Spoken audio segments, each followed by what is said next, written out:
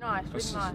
Sicily, okay. Where did you play? I was Palermo. filming for that TV show Festival Bar. Okay. So I did 2 performances. They're going to put it on 2 different shows. Yeah, Sicily's Cool. a better temperature at the moment, I think.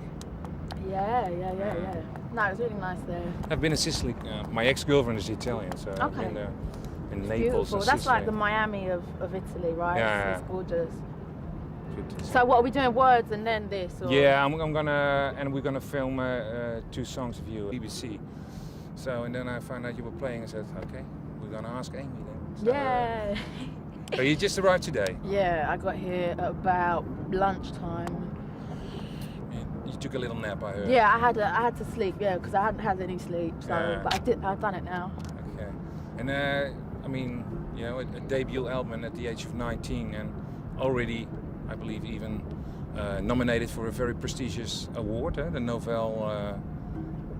What's it called again? I've Novello Award. Yeah. You already won it. No. Yeah, I won it. Yeah. You won it That was already. about a month ago. Oh, it's a month ago. Oh, did we start already? No, we're just talking. Oh, cool. Yeah. Cool. That's cool. Okay, we'll get that out of the way, so you're not going to say that next time. No. But how was that? It was lovely. It was lovely. It's just a nice thing, you know. It's a nice thing. Because I believe the award already exists for about 50 years or something. Yeah. It's a real honour, you know. It's for songwriting as opposed to a package that a record company would put together. About your songwriting, what do you write about? I write about things that have happened to me. You know, I write from personal experience. And like this was your first album. You're young, so if you write about the things you do, is it then like the things you've gone through? Yeah, I write about the way I feel about things and just average shit that a 20-year-old girl would write. You know what I mean? But if you write about the things you have gone through, we have to wait a while then for your next album? Oh, yeah, well, I need some time off. Or do you live a vibrant and intense life? Well, I lead a pretty intense life, but that's just because I never stop working and I get to do music a lot, but I don't know. Yeah. And where do you get your jazz influence from? I don't know, jazz was the first music that I really ever loved, so I don't know, it was the first music that I ever really connected to and could get a lot from. Jazz taught me how to sing, it wasn't school or whatever, it was just listening to my favourite singers, Who were you listening to then? Dinah Washington, Sarah Vaughan and Minnie Riperton, who isn't really a jazz singer, but, Denise Williams. Because I read somewhere that was your father's jazz collection that was the first time that you heard jazz? By the time, are we doing the interview yet? Yeah, we're talking. Those were the first few questions. Oh, cool. Okay. Oh, cool. My dad, by the time my dad moved out, when my dad moved out of my house, I was too young, I was really young, so his music wasn't there, it was just, he used to listen to like Sinatra in the car, and that's what I equated my dad with Frank Sinatra,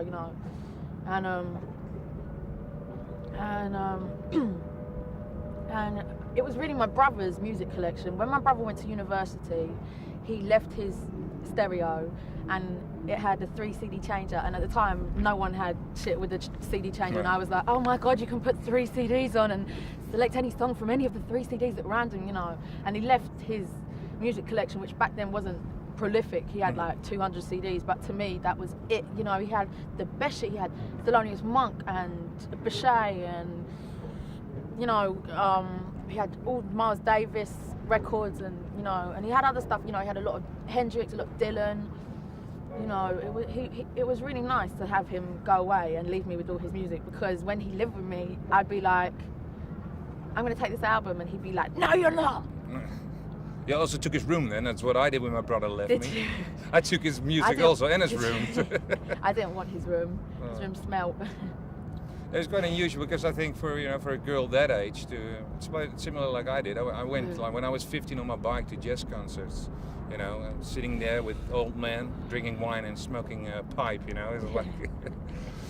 And when did you start playing an instrument? I think I was about 11 when my brother got his first guitar, and I just used to play it whenever he was out the house. Whenever he left the house, I'd grab his guitar, play it, and then And then when I was about 13, I got my own guitar. And then, should I stop? Yeah, well, okay, yeah, it's a harbour, so... Ooh. He's taking it. Oh, it's action. When I was about 13, I bought my own guitar, and I think around that same age, my brother bought his first proper electric guitar. He had a shit one. He bought like a third-hand Stratocaster, and that was the most beautiful thing I'd ever seen. Yeah. And even when he was at the house, I was so scared to play it because it was one of them things that I thought he'd just be able to tell. You know what I mean? Yeah. I just thought he'll know if I touch this guitar. It's so beautiful. He will just know. So I never did. Yeah.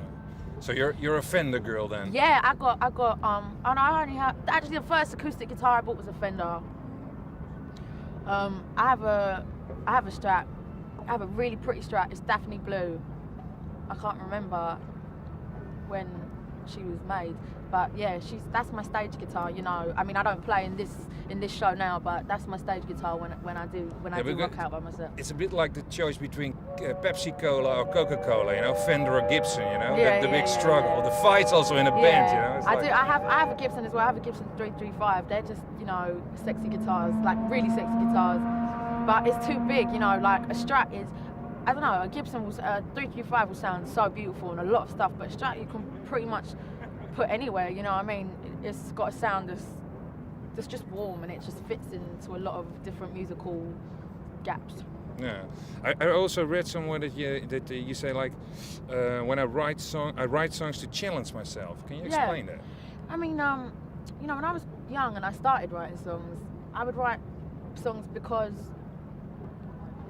I was listening to jazz, and the jazz would challenge me. You know, I would learn a lot from it, and I wanted to learn a lot from current music, and there was nothing. You know, there was not much in the way of English artists. You know, but it was a real sparse kind of current music scene for me. You know, so I just started writing songs that I would like to hear. You know, and that's what I do now as well. You know. And the song "Stronger Than Me." What's the song about for you? Oh, Stronger Than Me I wrote about the second time I split up with this man that I was with. And it was just me. I mean, we had a real explosive kind of relationship, and I never really understood why we had split up.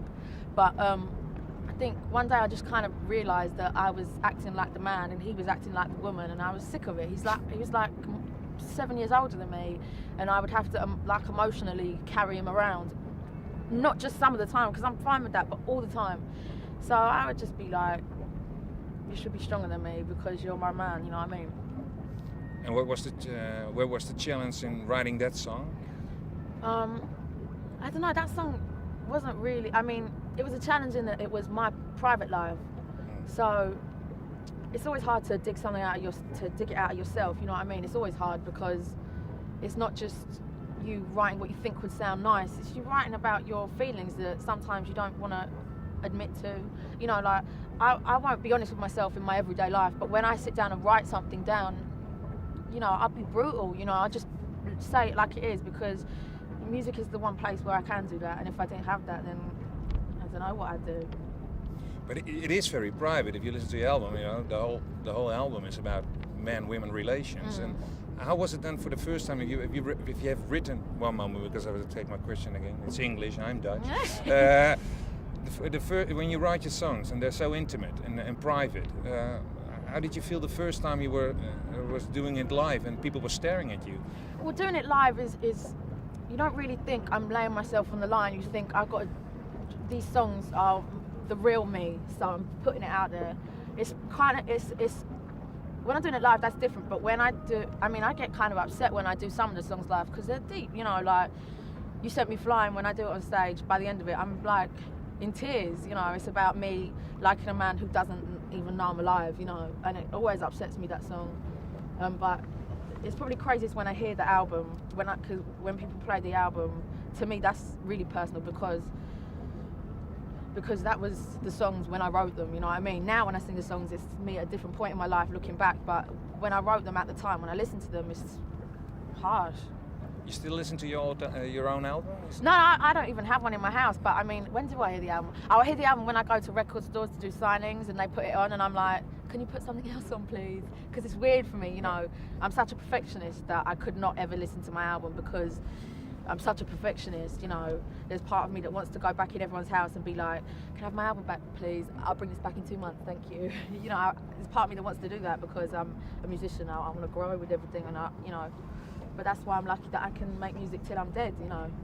But if you go to a record shop for yourself, you also walk a little bit to the section where your own album is and look how many are there, or if they're sold out. No, because you know they never are. So like, there's no point. Or no, I don't really notice that. But it's cool. Like I don't know, it's weird. Yesterday was the funeral of Ray Charles. I believe he was one of the big inspirators for you also.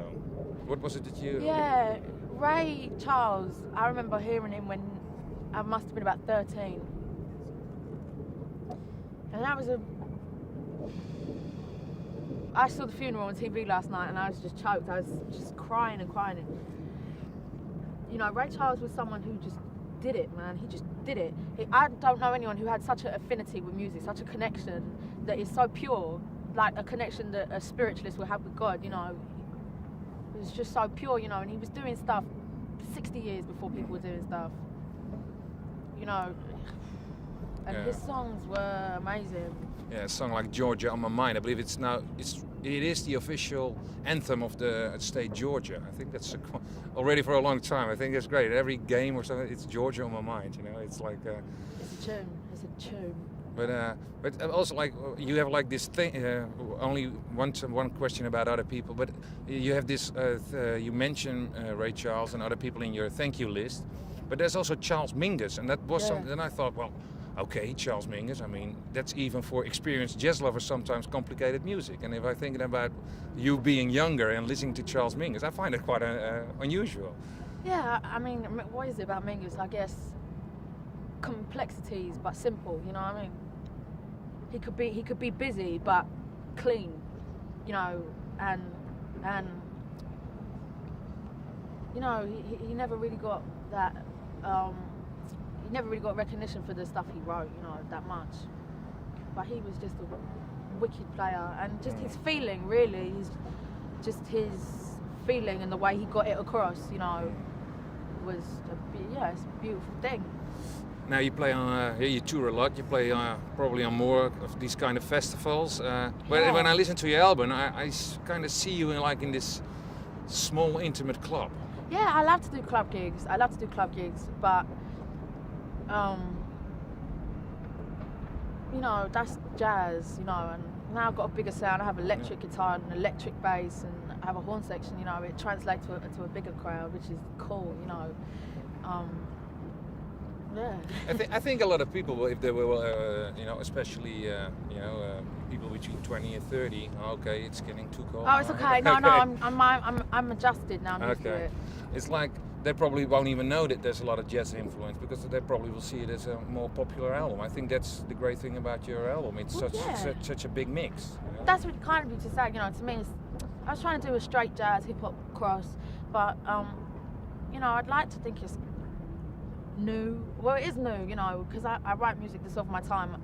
I'm not about keeping jazz where it was, you know. I'm not about singing covers. I mean, when I don't have a grasp on reality anymore or the real world, you know, when I'm older, I mean, you know, and I've had a family and all this, you know, I'll go to Vegas and I'll just sing covers until I'm dead. But for now, you know, it's important to me to be of my time and to write stuff that reflects my time and my attitudes and people who are like-minded, you know, their attitudes. So.